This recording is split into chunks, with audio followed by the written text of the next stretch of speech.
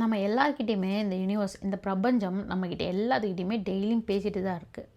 இங்கே என்ன கேள்வின்னா, அதை பேசுகிறபோது நம்ம கவனிக்கிற இடத்துல இருக்கோமா, அது பேசும்போது நம்ம கவனிக்கிற மனப்பான்மையில் இருக்கமான்றது தான் எங்கள் கேள்வி. நான் வந்து ரீசெண்டாக ஒரு விஷயத்த ஃபீல் பண்ணேன். நான் லாஸ்ட் வீக் ரொம்ப ரேராக தான் காஃபி ஷாப்லாம் போவேன். நான் போயிருந்தேன். அப்போது என்னோடய பேக் ஆஃப் மைண்டில் ஒரு ரன்னிங் தாட்ஸ் போயிட்டுருக்கு. நம்ம எல்லாத்துக்குமே ஒரு கான்டெக்ஸ்ட் இருக்கும். Family, friends, work place, happiness, sad எல்லாமே எல்லாத்துக்குமே இருக்க தான் செய்யும். அந்த மாதிரி ஒரு விஷயம் என்னோடய பேக் ஆஃப் மைண்டில் போயிட்டுருக்கும்போது, நான் அந்த காஃபியை குடிச்சிட்டு இருக்கும்போது, இது படிங்க, இந்த ஸ்க்ரீனில் பார்க்குறீங்கல்ல, இந்த quotation be your own magic அப்படின்ற அது வந்து அந்த காஃபி கப்பில் இருக்குது. அது பார்த்த உடனே எனக்கு ஆப்போசிட்டில் யாரோ வந்து என்கிட்ட உட்காந்து என்கிட்ட பேசுகிற மாதிரியே எனக்கு ஒரு ஃபீல். அது எத்தனை ஒரு மோட்டிவேஷன் வீடியோ பார்த்தாலுமே உங்களுக்கு அந்த பூஸ்ட்டு, சடன் பூஸ்ட் பார்த்திங்கன்னா அது கிடைக்கவே கிடைக்காது.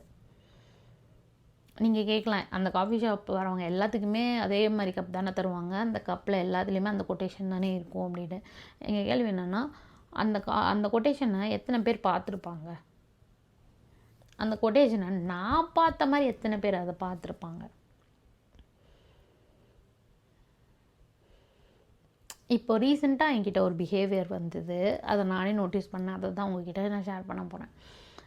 எனக்கு ஃபெமிலியர் இல்லாத ஒரு புது விஷயத்தை நான் செய்ய போகிறேன் அப்படின்னு சொன்னால், நான் வந்து இப்போலாம் வந்து யூனிவர்ஸ்ட்டை கேட்க ஆரம்பிச்சிட்டேன். ஃபஸ்ட்டெல்லாம் நானே அதை செய்வேன். என்னோடய நாலேஜுக்கு என்ன தோணுதோ அதை தான் நான் பண்ணிகிட்டு இருந்தேன்.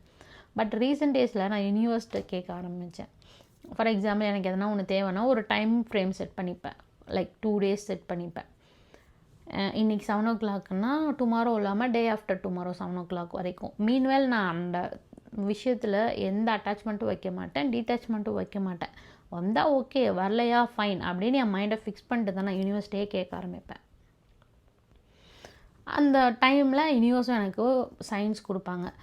இனிஷியல் ஸ்டேஜில் வந்து பாசிட்டிவ் வந்தால் ஓகே, பட் நெகட்டிவ் வந்தால் அதை நம்ம எப்படி எடுத்துக்கிறது அப்படின்னு ஒரு டவுட்ஃபுல்லாக இருந்தது. அப்போ நான் ஃப்யூச்சர் போய் பார்த்ததுக்கப்புறம் தான் தெரியும், நான் எவ்வளோ பெரிய கேட்டிக் சுச்சுவேஷன்லேருந்து இந்த யூனிவர்ஸ் என்னை காப்பாற்றிருக்கு அப்படின்னு. பிகாஸ் நான் கேட்கும்போது ப்ரெசண்ட்டில் தான் இருப்பேன். அப்போ நம்மளோட ஃப்யூச்சர் நமக்கு தெரியாதுல்ல. ஸோ இந்த மாதிரி விஷயம் நடந்ததுக்கப்புறம் தான் நான் யூனிவர்ஸ்ட்டை நிறைய கேட்க ஆரம்பித்தேன். இந்த யூனிவர்ஸும் என்கிட்ட சயின்ஸ்லாம் கொடுக்க ஆரம்பிச்சது. இதனால் பெரிய ப்ராப்ளம்ஸ் எல்லாம் என் லைஃப்பில் நான் சால்வ் பண்ணியிருக்கேன். அந்த இடத்துக்கு நான் போகாமே இருந்திருக்கேன். இந்த மாதிரி யூனிவர்ஸ் உங்கள்கிட்டையும் பேசும்.